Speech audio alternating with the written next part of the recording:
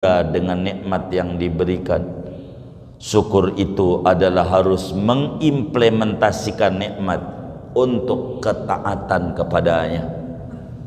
Allah berikan kita rezeki biar kita dekat sama Allah, bukan biar kita asik dengan dunia. Allah beri kita dunia, jadikan dunia media jembatan dekat dengan Allah. Jangan kita dijadikan jauh dengan Allah. Mintalah rezeki yang banyak, silahkan untuk bisa ziarah ke Rasulullah, untuk bisa ziarah ke Baitullah, untuk bisa berzakat, untuk bisa nyantuni yatim, ribuan yatim, untuk bangun masjid, silahkan. Jadikan dunia media penghantar dekat dengan Allah.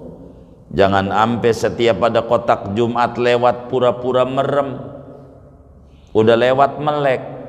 Mana yang kayak begitu tuh, ngaji juga orangnya malam ini? Oh enggak, itu suudon. Ini orang baik-baik semuanya. Saudara, syukur sama Allah. Terima kasih ya Rabb. Ucapin nama kita. Jangan enggak. Ayo sama-sama saya bimbing malam hari ini. Bismillahirrahmanirrahim. Lakal hamdu ya Allah, lakal hamdu ya Rabbi, lakal hamdu ya hasbi, ala hadhihin ni'mah. Ya Allah, terima kasihku kepadamu atas diberi nikmat ijad, nikmat dicipta, dari tadinya tidak ada, sekarang saya ada. Terima kasih ya Allah, saya menjadi manusia. Terima kasih ya Allah, saya menjadi manusia muslim. Terima kasih ya Allah, saya menjadi umatnya Nabi Muhammad. Terima kasih ya Allah, saya masih diberi makan. Ya Allah, maafkan kami atas kekhilafan kami dalam mensyukuri nikmat-nikmat-Mu. Ya Allah, hujamkan di hati kami kesyukuran atas nikmat ijad dan nikmat imdad yang diberikan. Amin. Begitu saudara.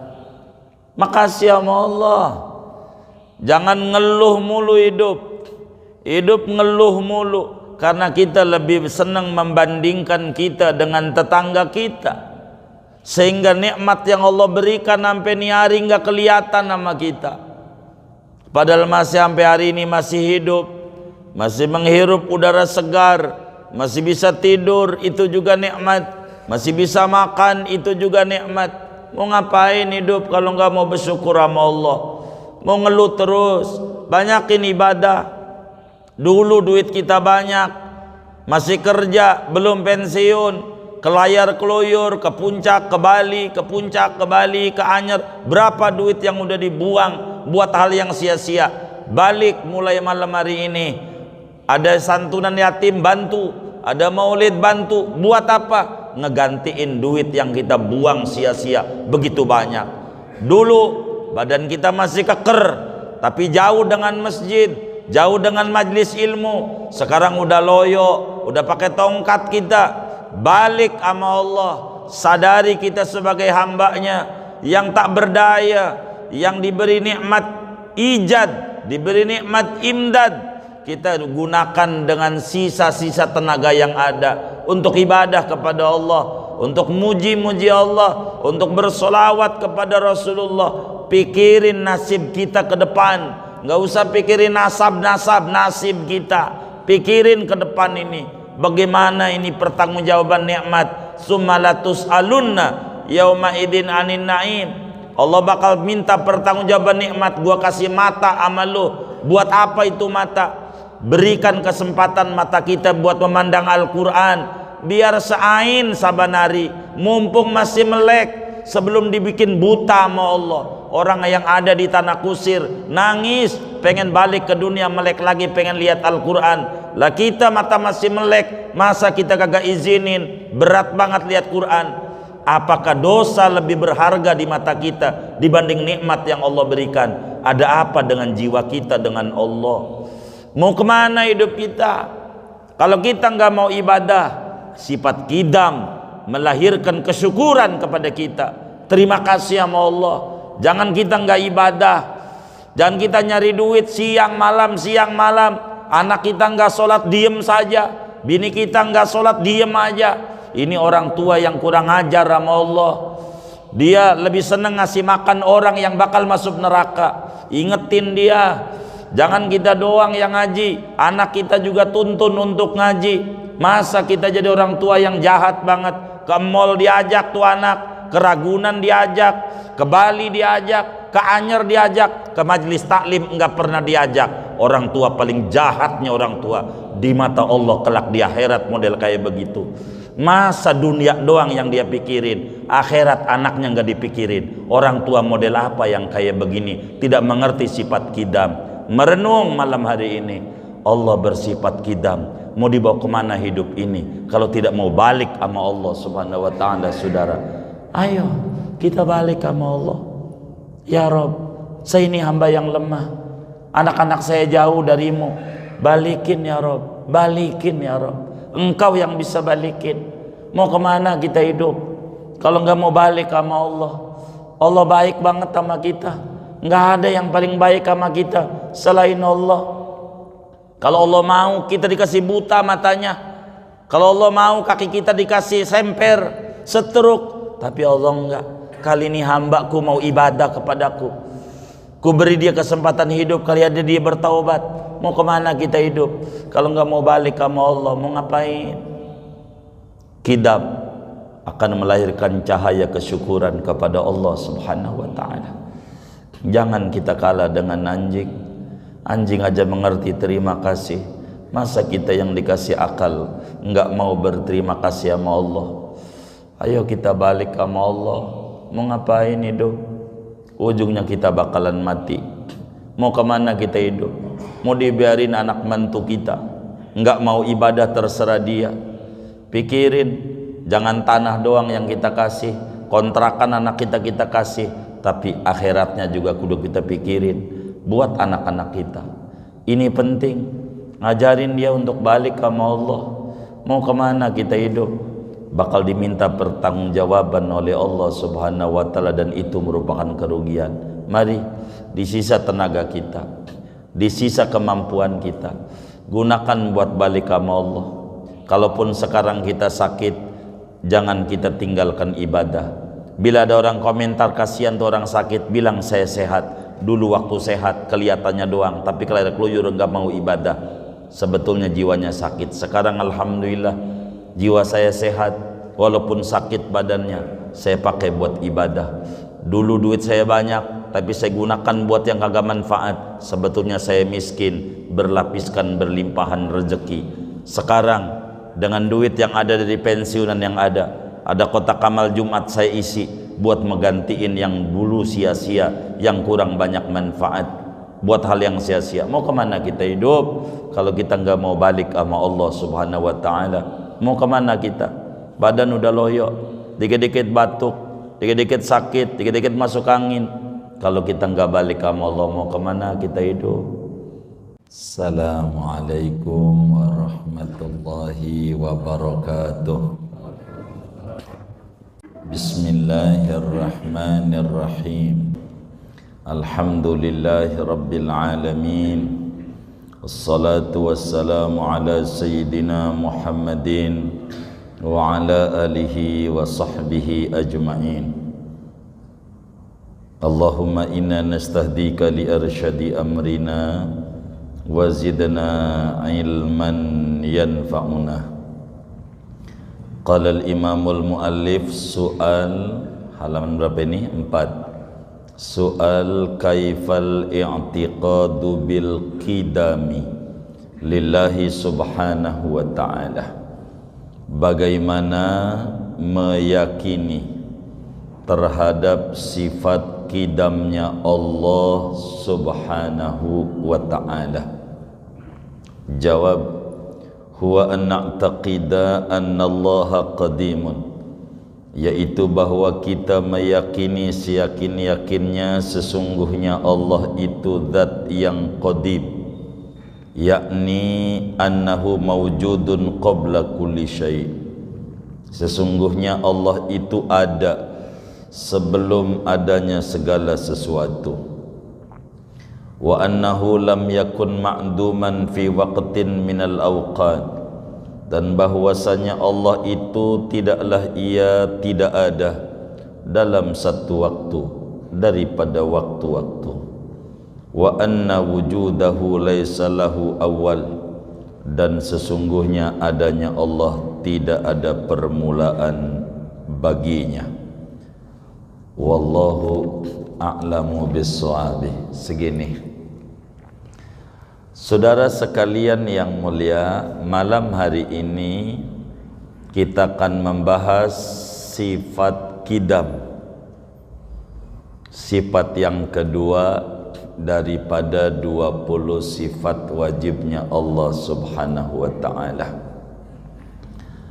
Kalau ada orang bertanya kepada kita, bagaimana cara kita meyakini bahwa Allah Subhanahu wa ta'ala bersifat qidam?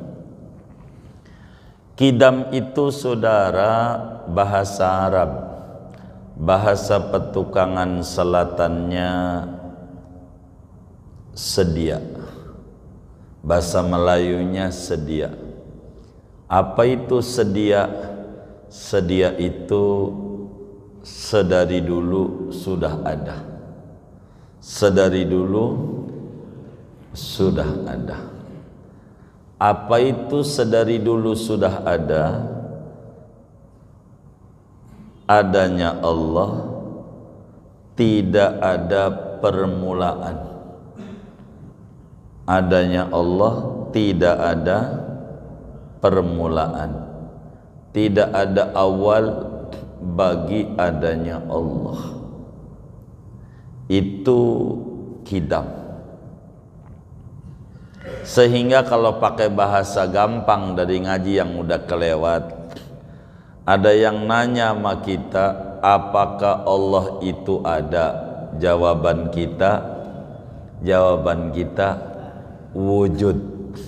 Jawaban kita, apakah Allah itu ada? Jawaban kita wujud. Timbul pertanyaan, sejak kapan Allah itu ada? Jawabannya qidam. Sedari dulu sudah ada. Sedari dulu sudah ada. Sehingga wajib menurut akal Allah Subhanahu wa ta'ala bersifat qidam. Akal sehat tidak terima jika Allah itu tidak bersifat qidam. Sulit akal menerima bila Allah itu tidak bersifat qidam. Qidam ini ada lawanannya. Lawanan qidam hudus. Lawanan qidam hudus. Hudus itu bahasa Indonesianya baru. Baru itu adanya berpermulaan. Maka kita ini sifatnya hudus. Apa hudus? Baru. Apa baru? Adanya berpermulaan. Dulunya tidak ada. Karena kita dulunya tidak ada, ketika ada disebut baru. Baru itu bahasa Arabnya hudus. Kita nggak punya sifat qidam, nggak punya.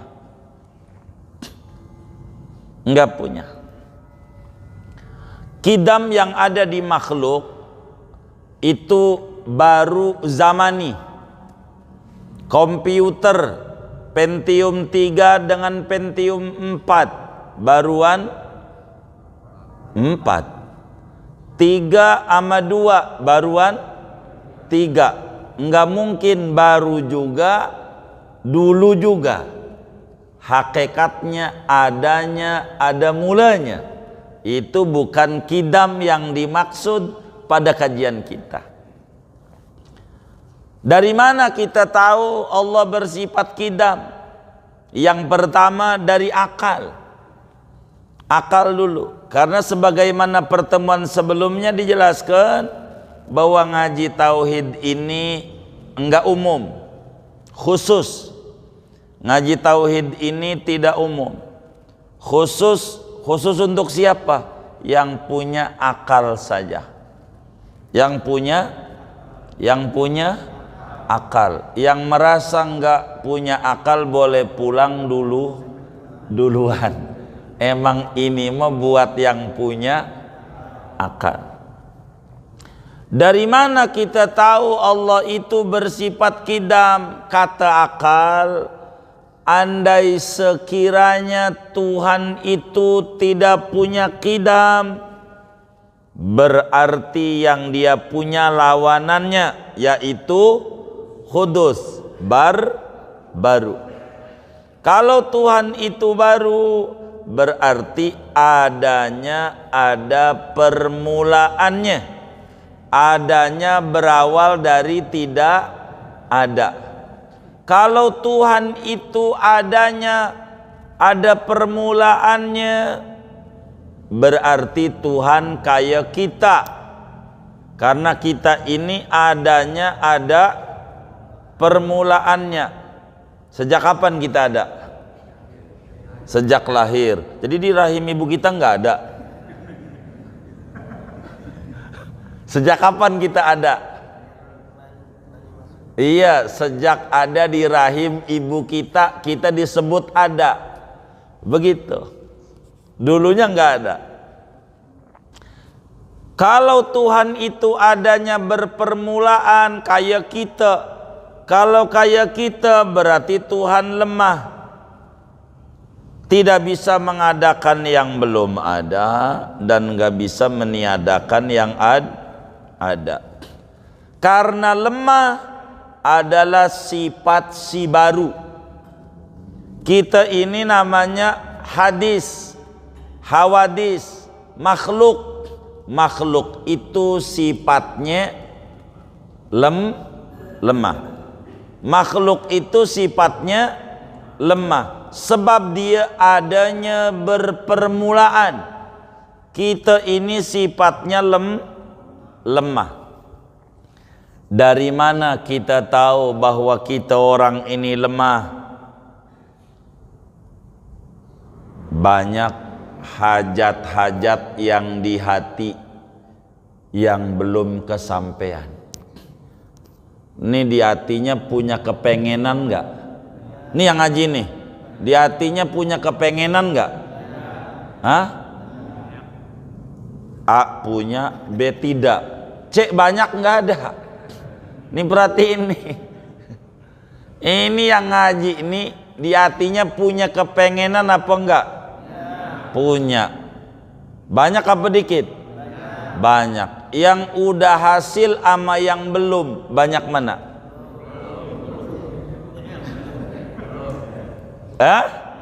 Banyak yang belum. Itu udah pasti. Banyak yang belum. Contohnya, banyak orang miskin.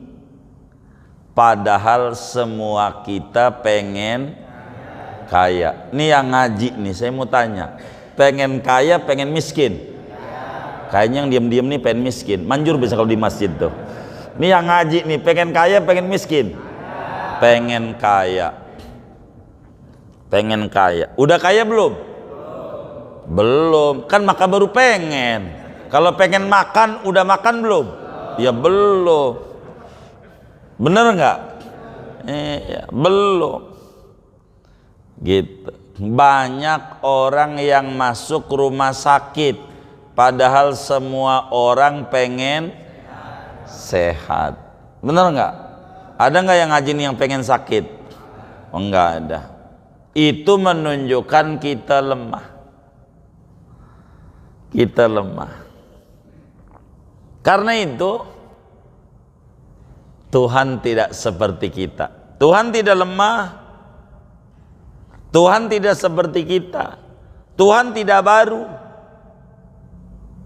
Tidak baru. Kalau tidak baru, Tuhan itu sifatnya qidam. Nabi Isa yang disembah oleh orang non muslim, Nabi Isa ama ibunya duluan siapa? Hah? Duluan ibunya. Nabi Isa dari dulu apa baru? Baru. Nabi Isa punya sifat qidam enggak?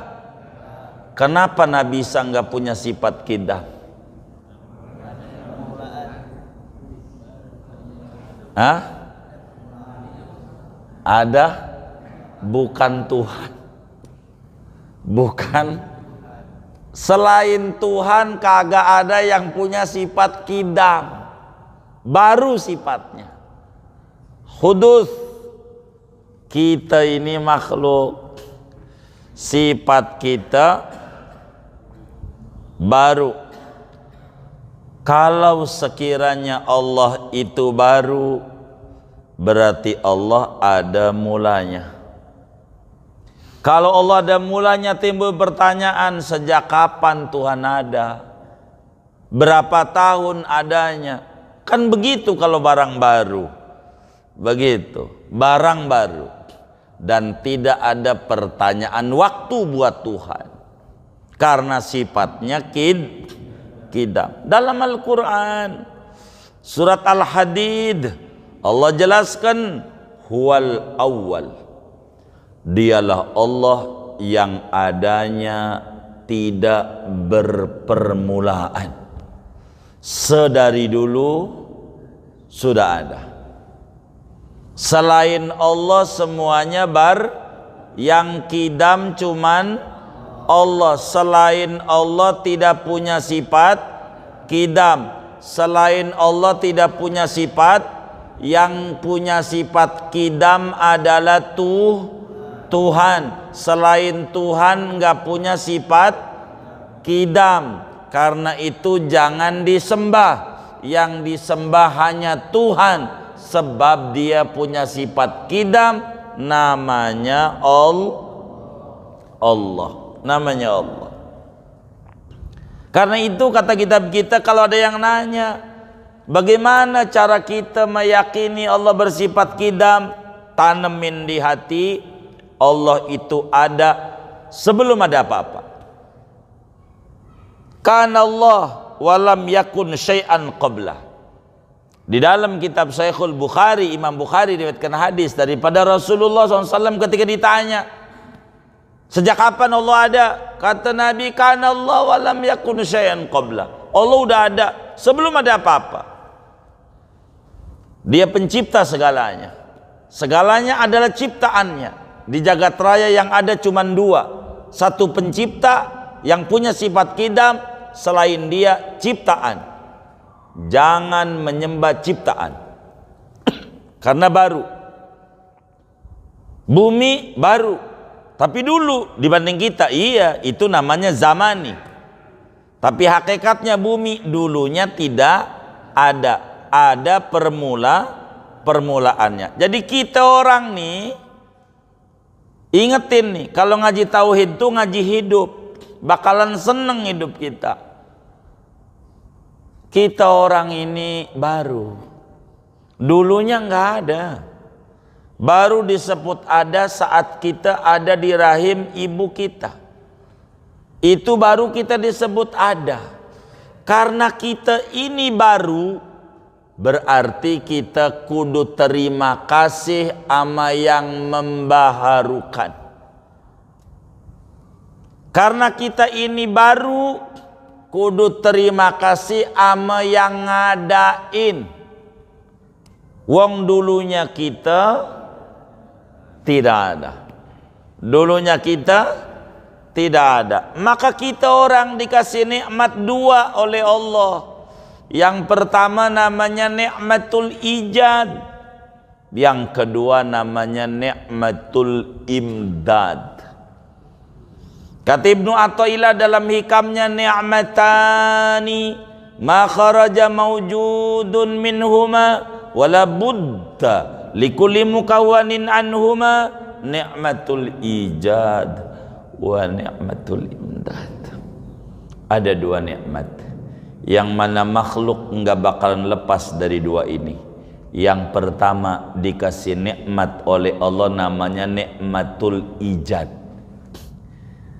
Nikmat diadakan yang tadinya kagak ada.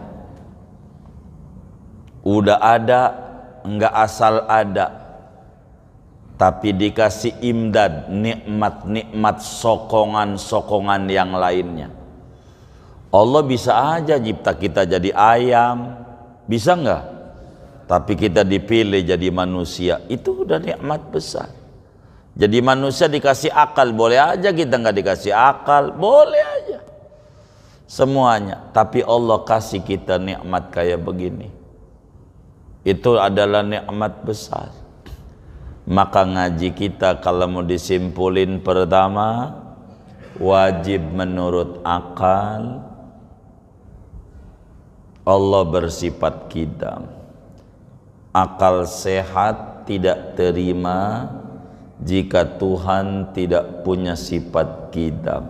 Kedua, wajib menurut agama bagi orang yang umurnya 15 tahun ke atas, akalnya sehat, meyakini seyakin-yakinnya bahwa Allah bersifat qidam. Tanemin di hati kita dengan keyakinan yang mantap, keyakinan yang bulat bahwa Allah sedari dulu sudah ada, sehingga kita dulunya tidak ada. Adanya kita disebut baru. Kita baru. Apa baru? Adanya diawali dengan tidak ada. Setiap yang adanya diawali dengan tidak ada disebut baru. Dan kita namanya disebut makhluk baru. Lalu kalau kita udah yakin Allah sifatnya qidam, muncul keyakinan di hati kita ini baru, keyakinan itu memunculkan cahaya. Sebab sifat Allah kalau dipelajari akan mengeluarkan seter, akan mengeluarkan cahaya yang terhujam dalam hati. Sifat Allah. Maka bagi orang yang yakin Allah bersifat qidam, muncul cahaya di hati namanya kesyukuran. Muncul cahaya di hati namanya terima kasih. Dan sudah menjadi tabiat manusia. Manusia itu punya karakter terima kasih kepada yang baik sama dia. Yang baik sama dia, dia terima kasih. Ini orang udah nolongin kita jadi menteri, apa maunya kita tolongin. Itu manusia. Manusia. Kata Nabi, jubbilatil qulubu ala hubbi man ahsana ilaiha. Hati itu diberikan karakter akan demen ama yang baik ama dia. Itu udah begitu karakternya. Hati itu diberikan karakter akan demen ama yang baik ama dia. Hati. Maka orang yang belajar tauhid kudu faham Tidak ada yang paling baik sama kita selain Allah. Tidak ada yang paling baik banget sama kita selain yang punya sifat kidam. Kita dikasih nikmat hudus, nikmatul ijad, dicipta dari tadinya tidak ada menuju bukan dicipta doang, tapi diopenin, namanya nikmatul imdad, diopenin, kasih hidayah, kasih rezeki, kasih segala macam, itu kita. Maka kita kudu terima kasih sama yang baik sama kita. Andai di petukangan ada pembantu,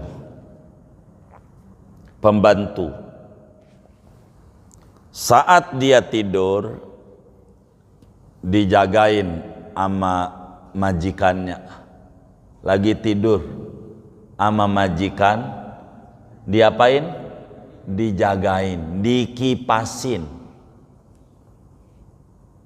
Lagi tidurnya tuh pembantu, dijagain, takut kenapa-kenapa, majikannya yang jagain. Kira-kira di petukangan ada nggak yang kayak begitu? Saya mau nanya, ada nggak? Ada nggak? Nggak ada. Barangkali dulu-dulu ada orang dongeng di gardu, ada loh pembantu waktu tidurnya dikipasin, dijagain sama majikannya. Pernah denger nggak? Nggak pernah denger ya. Andai ada, kalau nggak pernah denger, takut nggak pernah denger doang, berarti jarang buka medsos ini.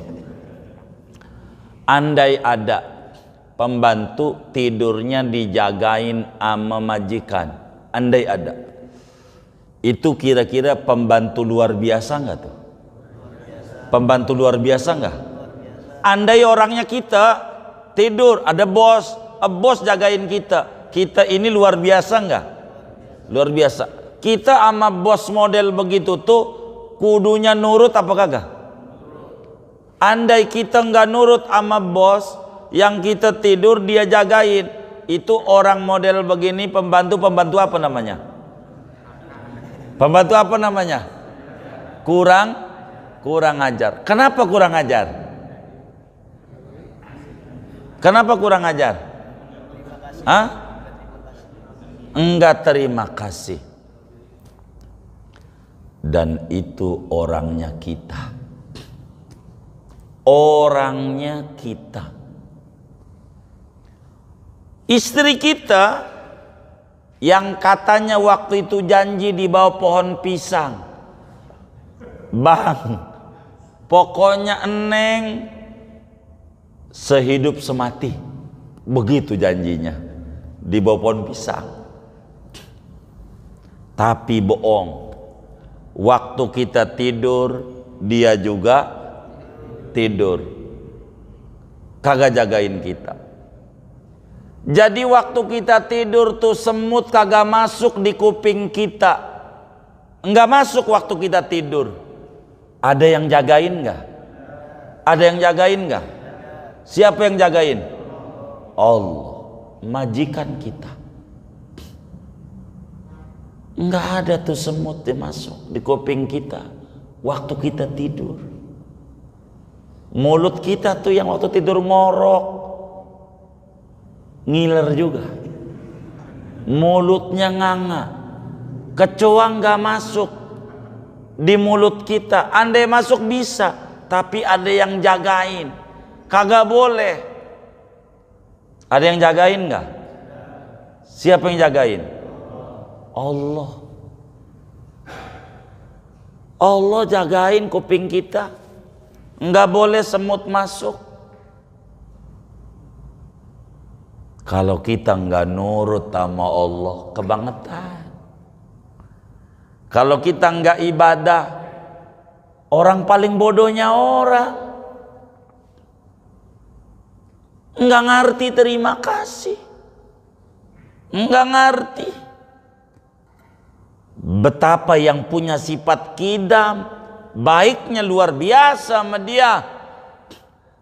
Lalu dia enggak sholat 5 waktu, enggak puasa Ramadan, enggak mau ngaji.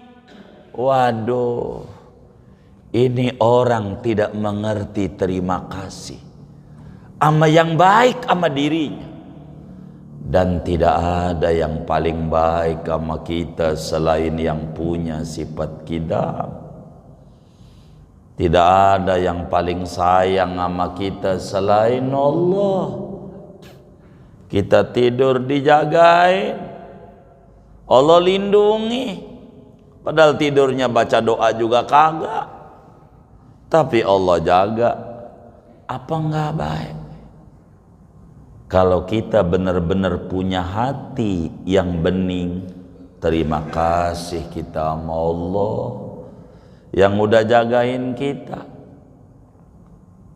Kata Imam Ghazali, fala takunanna aqalla minal kalb. Anda jangan ampe kalah dengan anjing. Orang yang udah ngaji sama sifat kidam jangan ampe kalah sama anjing. Anjing binatang yang kagak ada akalnya. Akalnya orang punya anjing. Tapi anjing mengerti berterima kasih. Ada orang punya anjing, dia kasih makan pagi, kasih makan siang, kasih makan malam, kasih makan. Kalau sakit dibawa ke dokter hewan, pagi siang malam kasih makan terus 3 bulan. 3 bulan kasih makan. Kira-kira tuh anjing yang dikasih makan 3 bulan nurut nggak sama yang ngasih makan? Nurut nggak? Kenapa dia nurut? Mengerti terima kasih. Anjing kalau pakai bahasa kata-kata tuh kata anjing, nih orang udah baik sama gue.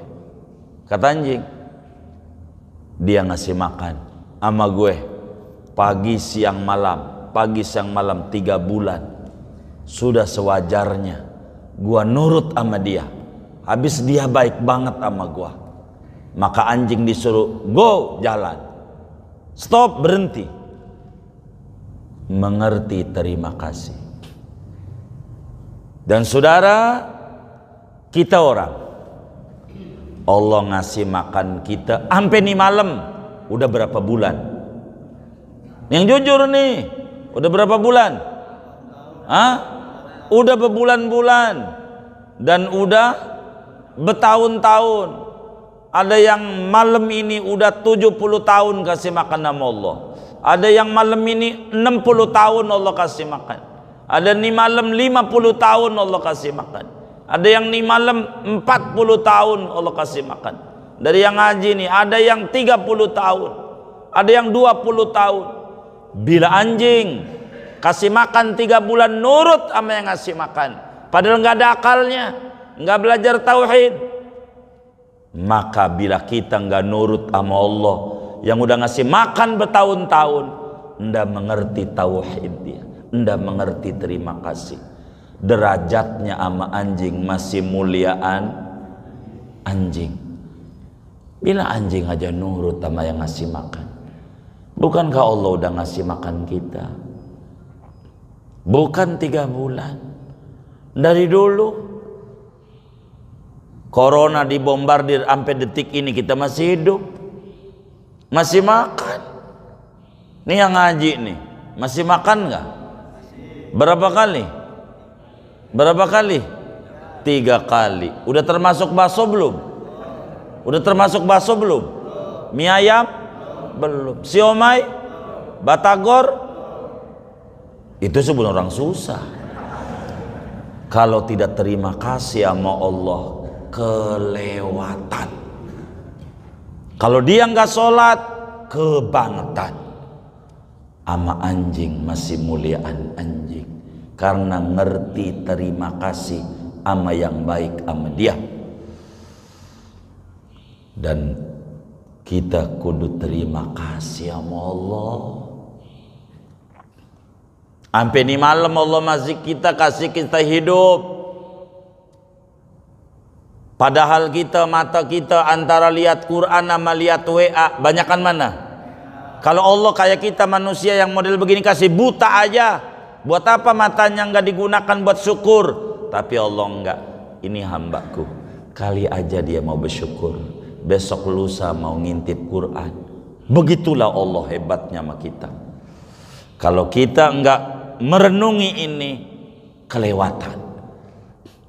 Mata kita dikasih mata, dikasih mulut, hanya digunakan buat ngomel-ngomel aja, baca sholawat aja enggak, baca Quran aja enggak mau, zikir aja enggak mau, ngomel aja dia mau. Hamba model apa yang kayak begini, enggak ngaji sifat kidam, dia enggak mengerti dirinya sebagai hamba. Begitu banyak nikmat yang Tuhan berikan sama dia, tidak mengerti bersyukur, nggak mengerti berterima kasih. Padahal nikmat demi nikmat Tuhan berikan. Andai beli oksigen berapa harganya? Andai kita disuruh beli jantung, berapa harganya cangkok jantung?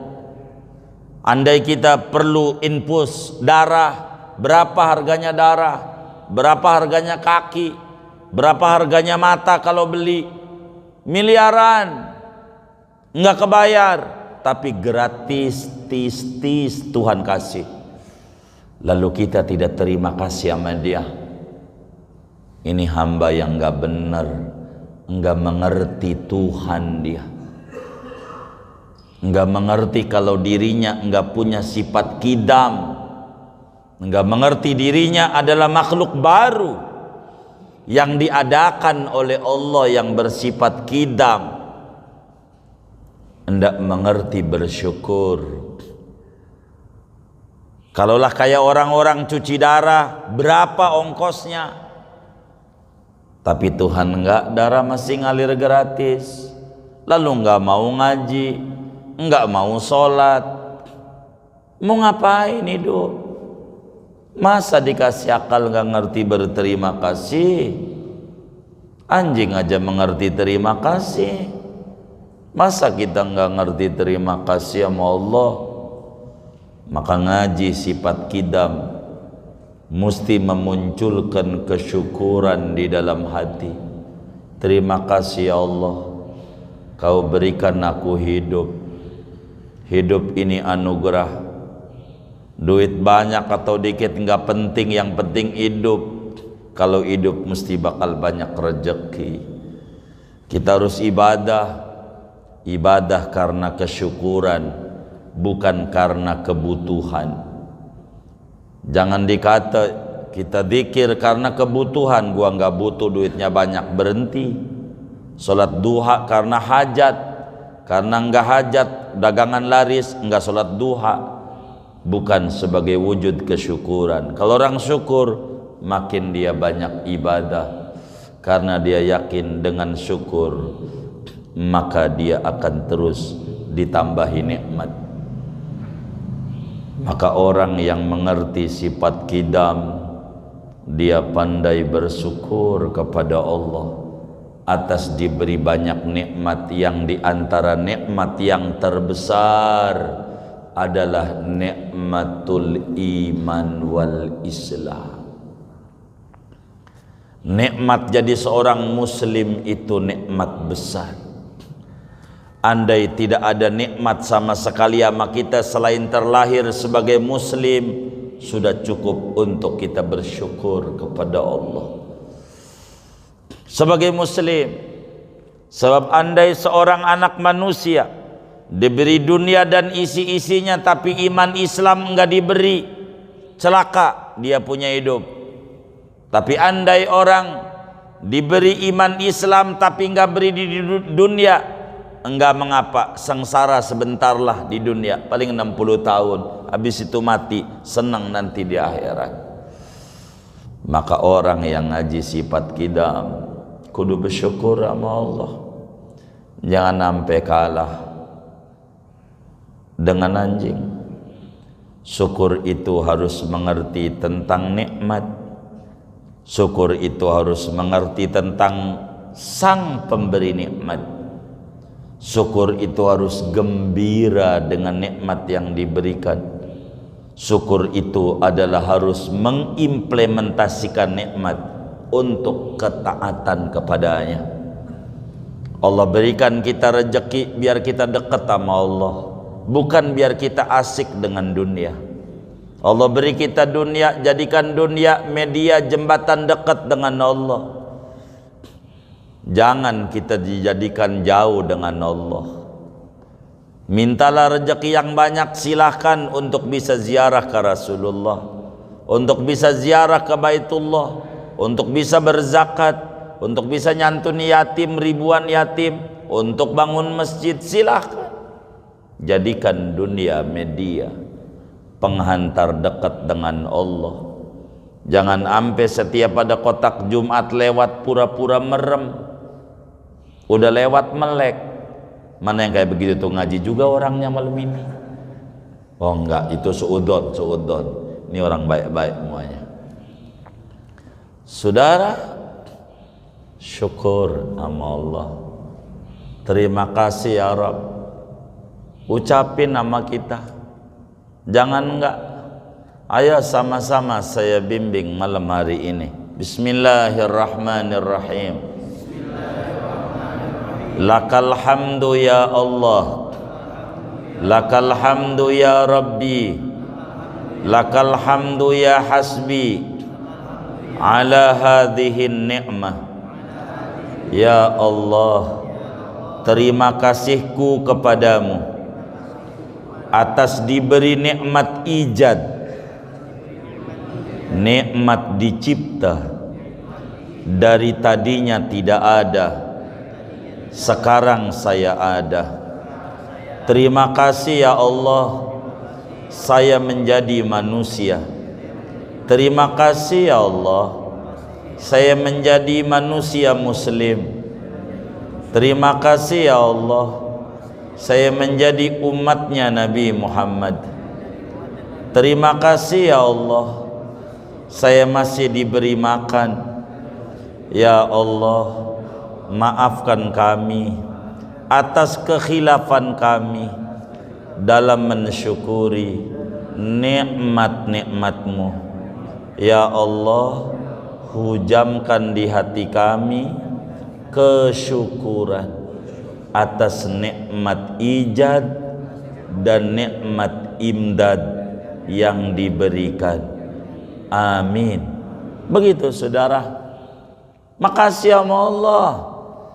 Jangan ngeluh mulu hidup. Hidup ngeluh mulu karena kita lebih senang membandingkan kita dengan tetangga kita, sehingga nikmat yang Allah berikan sampai ni hari nggak kelihatan sama kita. Padahal masih sampai hari ini masih hidup, masih menghirup udara segar, masih bisa tidur, itu juga nikmat. Masih bisa makan, itu juga nikmat. Mau ngapain hidup kalau nggak mau bersyukur sama Allah? Mau ngeluh terus? Banyakin ibadah. Dulu duit kita banyak, masih kerja, belum pensiun, kelayar keluyur, ke puncak, ke Bali, ke puncak, ke Bali, ke Anyer. Berapa duit yang udah dibuang buat hal yang sia-sia. Balik mulai malam hari ini, ada santunan yatim, bantu. Ada maulid, bantu. Buat apa? Ngegantiin duit yang kita buang sia-sia begitu banyak. Dulu badan kita masih keker, tapi jauh dengan masjid, jauh dengan majlis ilmu. Sekarang udah loyo, udah pakai tongkat kita. Balik sama Allah, sadari kita sebagai hambanya yang tak berdaya, yang diberi nikmat ijad, diberi nikmat imdad. Kita gunakan dengan sisa-sisa tenaga yang ada untuk ibadah kepada Allah, untuk muji-muji Allah, untuk bersolawat kepada Rasulullah. Pikirin nasib kita ke depan, nggak usah pikirin nasib kita, pikirin ke depan ini bagaimana ini pertanggungjawaban nikmat. Summalatus alunna yauma idin anin naim. Allah bakal minta pertanggungjawaban nikmat. Gua kasih mata amal lu, buat apa itu mata? Berikan kesempatan mata kita buat memandang Al-Quran, biar seain sabanari, mumpung masih melek, sebelum dibikin buta sama Allah. Orang yang ada di tanah kusir nangis, pengen balik ke dunia, melek lagi, pengen lihat Al-Quran. Lah kita mata masih melek, masa kita kagak izinin? Berat banget lihat Quran. Apakah dosa lebih berharga di mata kita dibanding nikmat yang Allah berikan? Ada apa dengan jiwa kita dengan Allah? Mau kemana hidup kita? Kalau kita nggak mau ibadah, sifat kidam melahirkan kesyukuran kepada kita. Terima kasih sama Allah. Jangan kita nggak ibadah, jangan kita nyari duit siang malam. Anak kita nggak sholat diem saja, bini kita nggak sholat diem aja. Ini orang tua yang kurang ajar sama Allah. Dia lebih seneng ngasih makan orang yang bakal masuk neraka. Ingetin dia. Jangan kita doang yang ngaji, anak kita juga tuntun untuk ngaji. Masa kita jadi orang tua yang jahat banget? Ke mall diajak tuh anak, ke Ragunan diajak, ke Bali diajak, ke Anyer diajak, ke majelis taklim enggak pernah diajak. Orang tua paling jahatnya orang tua di mata Allah kelak di akhirat model kayak begitu. Masa dunia doang yang dia pikirin, akhirat anaknya nggak dipikirin. Orang tua model apa yang kayak begini? Tidak mengerti sifat kidam. Merenung malam hari ini, Allah bersifat kidam. Mau dibawa kemana hidup ini kalau tidak mau balik sama Allah subhanahu wa ta'ala? Saudara, ayo kita balik sama Allah. Ya Rob, saya ini hamba yang lemah, anak-anak saya jauh darimu. Balikin ya Rob, balikin ya Rob. Engkau yang bisa balikin. Mau kemana kita hidup kalau nggak mau balik sama Allah? Allah baik banget sama kita. Nggak ada yang paling baik sama kita selain Allah. Kalau Allah mau kita dikasih buta matanya, kalau Allah mau kaki kita dikasih semper, setruk. Tapi Allah enggak. Kali ini hambaku mau ibadah kepadaku, ku beri dia kesempatan hidup, kali ada dia bertaubat. Mau kemana kita hidup kalau nggak mau balik sama Allah? Mau ngapain? Kidam akan melahirkan cahaya kesyukuran kepada Allah subhanahu wa ta'ala. Jangan kita kalah dengan anjing. Anjing aja mengerti terima kasih. Masa kita yang dikasih akal nggak mau berterima kasih sama Allah? Ayo kita balik sama Allah. Mau ngapain hidup? Ujungnya kita bakalan mati. Mau kemana kita hidup? Mau dibiarin anak mantu kita nggak mau ibadah, terserah dia. Pikirin, jangan tanah doang yang kita kasih, kontrakan anak kita kasih, tapi akhiratnya juga kudu kita pikirin buat anak-anak kita. Ini penting, ngajarin dia untuk balik sama Allah. Mau kemana kita hidup? Bakal diminta pertanggungjawaban oleh Allah subhanahu wa ta'ala, dan itu merupakan kerugian.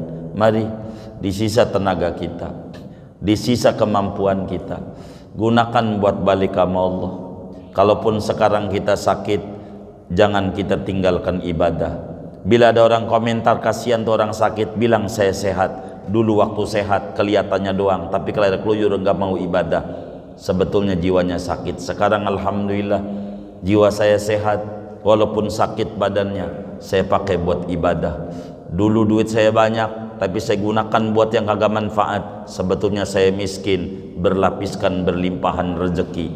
Sekarang dengan duit yang ada dari pensiunan yang ada kotak amal Jumat saya isi buat menggantiin yang dulu sia-sia, yang kurang banyak manfaat, buat hal yang sia-sia. Mau kemana kita hidup kalau kita nggak mau balik sama Allah subhanahu wa ta'ala?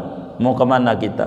Badan udah loyo, dikit-dikit batuk, dikit-dikit sakit, dikit-dikit masuk angin.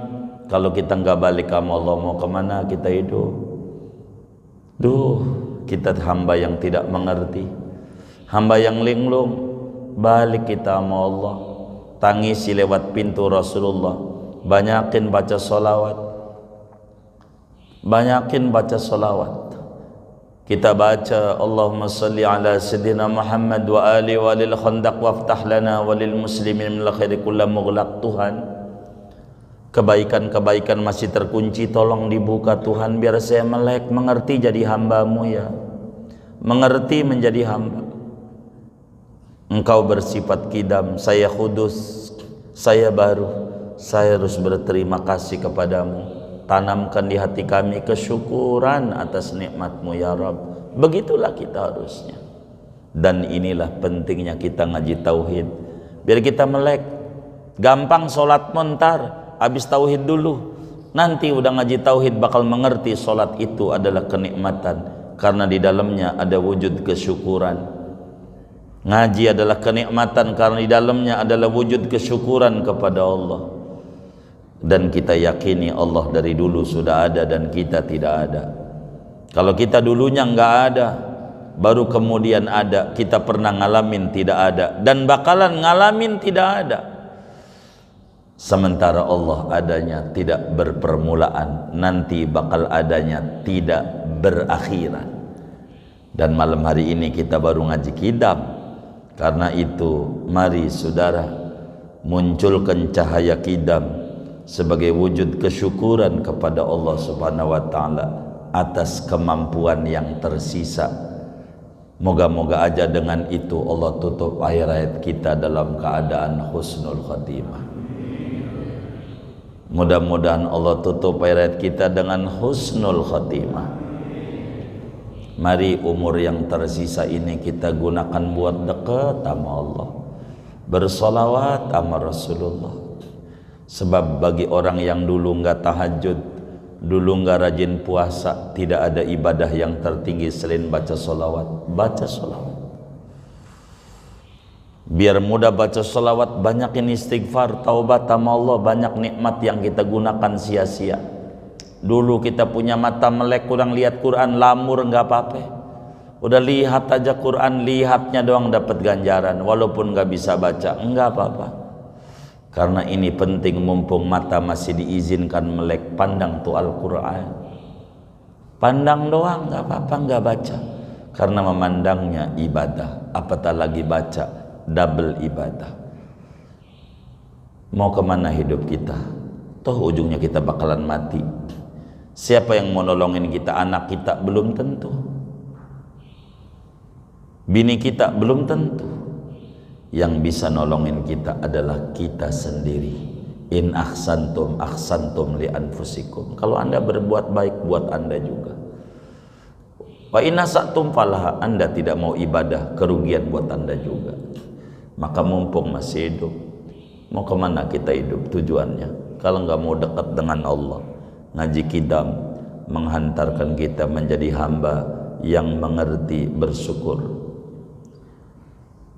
Kita harus memandang dunia hal biasa, jangan dunia luar biasa. Yang luar biasa adalah Allah yang punya dunia, bergantung sama Allah. Jangan tujuan hidup dunia, wong ada di dunia kok tujuannya dunia, rugi. Di dunia tujuannya Allah, supaya selamat nanti di akhirat. Dan ini adalah salah satu makna dari ngaji malam hari ini tentang sifat kidamnya Allah. Mudah-mudahan Allah berikan kemanfaatan kepada kita bersama, sehingga kehidupan kita lebih baik lagi, lebih baik lagi, dan lebih baik lagi. Amin ya rabbal alamin. Segini aja lah. Ada yang ditanya mungkin dari materi ini, atau ada luarnya? Sebelum doa dipersilakan. Allah.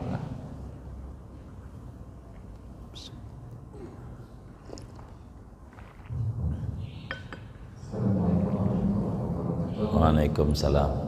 Izin doa dulu. Tadi Pak Nur sudah menyampaikan terkait mungkin di luar kita tentang mengajar anak untuk taklim. Kebetulan kami paling besar anak SD kelas 6. Sebelum sekolah sampai dengan TK sampai dengan kelas 1 mungkin sebelum COVID masih sering anak jamaah masuk. Nah begitu besar kelas 6 sekarang jamaah memang agak tidak terlalu kita anak sama teman karena anak mereka kapasitasnya, jadi tidak sama ayahnya. Apalagi untuk taklim, karena kan di sini memang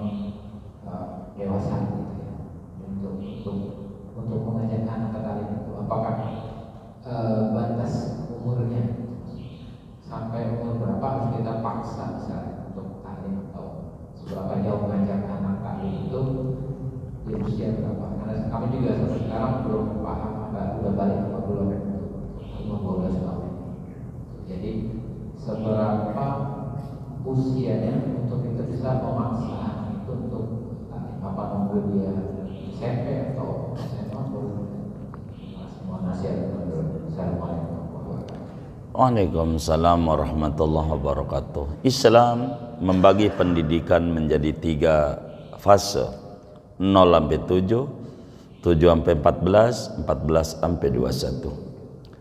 Diatur Rasulullah sallallahu alaihi wasallam di dalam hadis riwayat Imam Al-Bukhari di dalam Sahihul Bukharinya, beliau menyampaikan, muru auladakum bis salati li sab'in wadribuhum 'alaiha li ashrin. Suruh anakmu untuk mengerjakan salat, yakni ibadah, ketika beranjak umur 7 tahun dengan ancaman. Namun ketika umur 10 tahun tidak ibadah, kamu harus sentil dia. Begitu. Sehingga ketika ditanya sejak kapan anak itu harus dididik, maka dijawab oleh agama sejak belum lahir. Anak itu harus dididik sejak sebelum dia lahir. Bagaimana? Carikan calon ibu yang baik. Sebab nisa'ukum harsul lakum. Istrimu itu ladang buat menanamkan benih padanya. Bila benih itu bagus, ditaruh di ladang yang tandus, maka hasilnya tidak bagus. Tapi bila itu udah kelewat, disuruh nyari bini lagi. Nanti begitu lagi pikirannya. Jangan, itu jadi puyeng yang kayak begitu. Bukan, kalau itu udah kadongan, karena nanyanya baru sekarang. Coba zaman bujangan nanyanya, ntar dibilangin, jangan sampai nyalain gurunya ini. Bagaimana kalau kemudian sudah kita lahir, maka Islam dididik dari lahir. Bagaimana ketika lahir harus diadzankan kuping kanan, qomat kuping kiri, bacain inna anzalnahu kuping kanan, bacain al-ikhlas kuping kiri. Umur 7 hari akekahin dia dengan akekah yang benar, bukan yang 700.000 akekah udah jadi.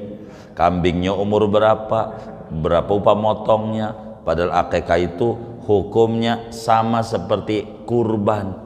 Berapa kambing kurban? 5 juta, berarti akekah juga baru kambingnya aja 5 juta. Kalau 5 juta, karena kalau kambing Jawa umurnya 2 tahun, kurang sehari nggak seakekahnya, sama dengan anaknya belum diakekahin. Mana akekahnya 750.000, udah motong, udah dianterin sama dus sama nasi.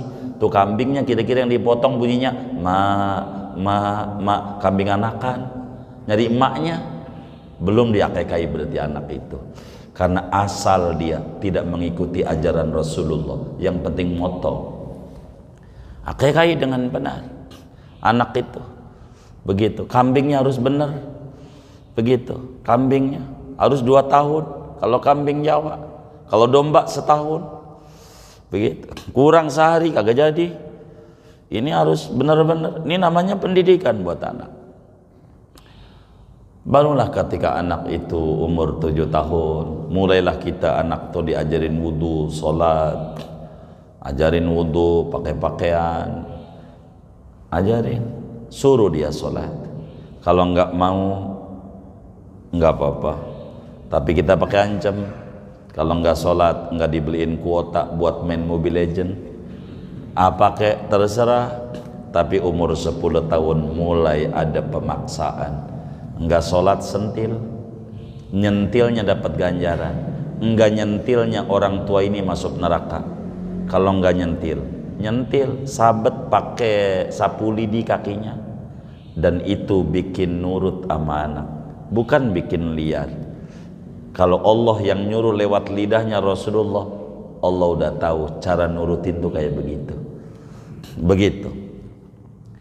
Bagaimana biar dia mau ibadah?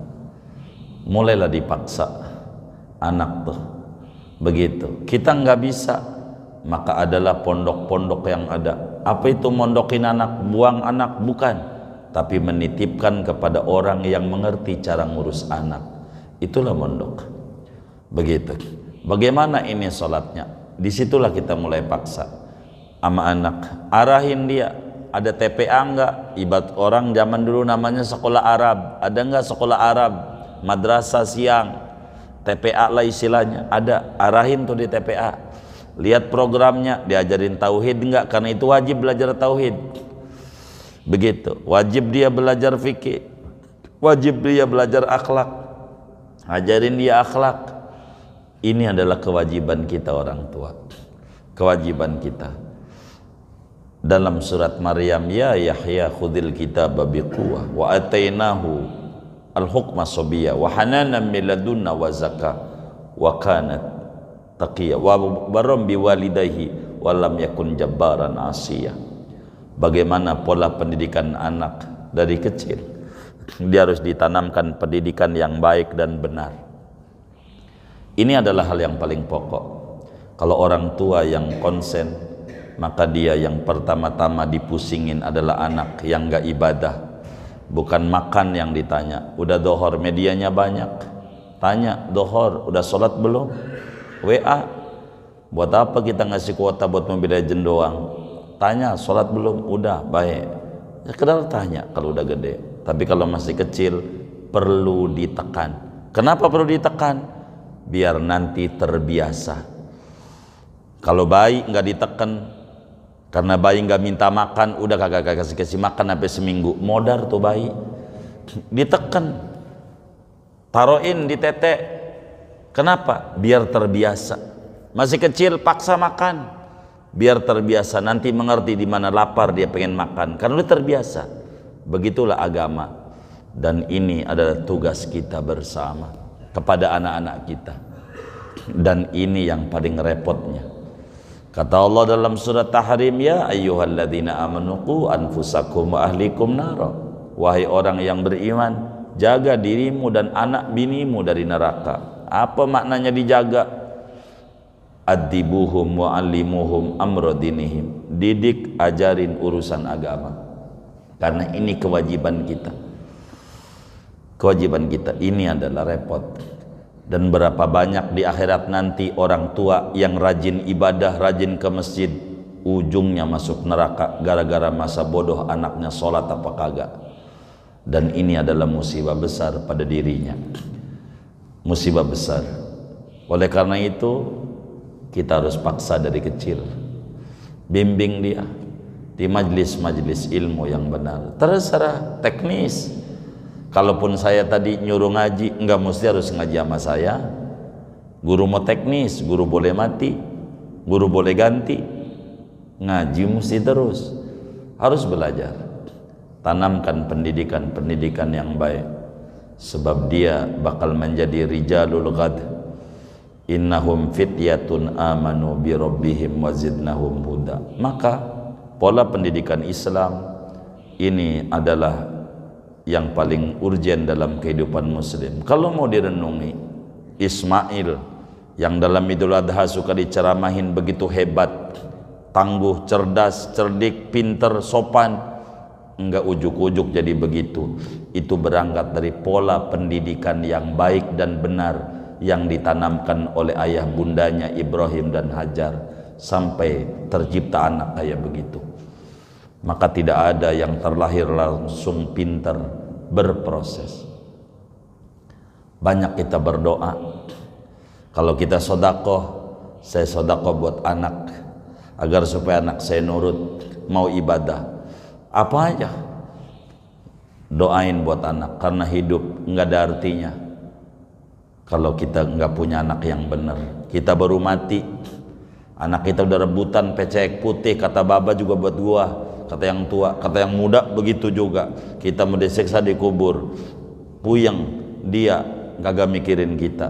Bila kita nggak tanamin agama, tidak sedikit gontok-gontokan masalah warisan karena orang tuanya ngasih harta doang, nggak ngasih agama sama anaknya.